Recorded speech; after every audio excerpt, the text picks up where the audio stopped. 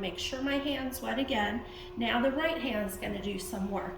We switch off which hand is kind of the worker and which is the supporter as we are throwing. So I'm going to rest my right hand here down on the wheel head, and then I'm going to let my right thumb find the center of the clay, and I'm gonna slowly start to open, we call it. So I'm drilling my thumb down. You often need a little water or slip in there because it is dry when you open that fresh clay. So we want to go drill down. We obviously don't want to go all the way down to our wheel head. So you can check the depth. We want about 1/4 inch, a little more is okay.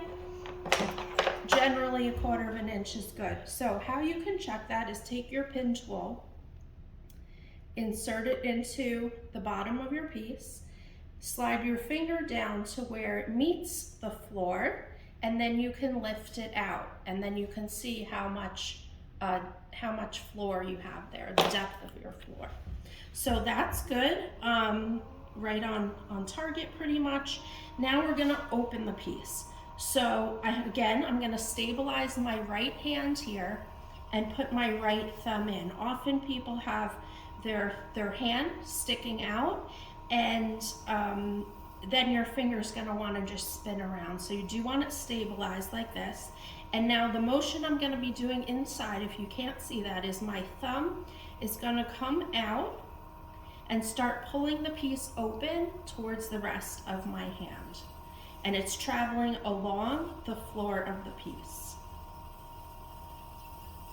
Okay, so I'm not gonna open, since we're doing a cylinder, I'm not gonna open it real wide because then our base would be wider than I want it. So keep that in mind.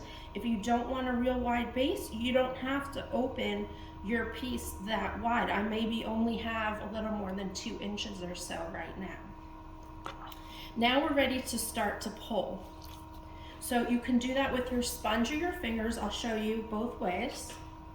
So you want to take a few fingers, at least 2, because you want some surface contact with your piece of clay. 2 or 3. If your hands can be connected, that's great. So you have stability and your elbows are maybe leaning on your thighs. Now I'm going to squeeze in gently at first, and I'm going to slowly lift up. So I'm squeezing that clay between my fingers, just like that. That's our first pull. I'm going to use this technique to compress the rim.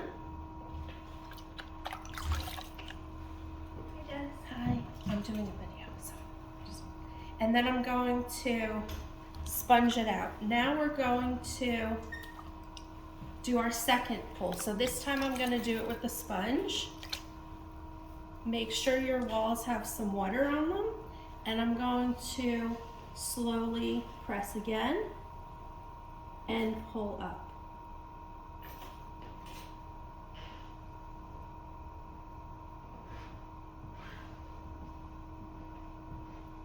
Gently release when you get to the top, and then do a rim compression. That's good to do after every pull or every other pull if you can. Now, if your piece is flaring out as you're pulling up, you might want to just do the basic collaring in, which is cupping it a little bit and coming up slowly, and that will keep it nice and straight. If you're making a bowl, you don't really have to worry about that.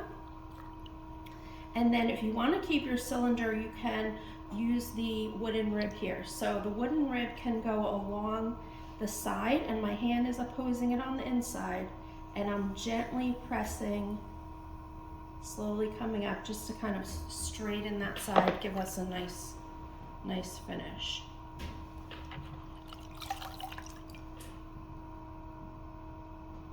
Okay, just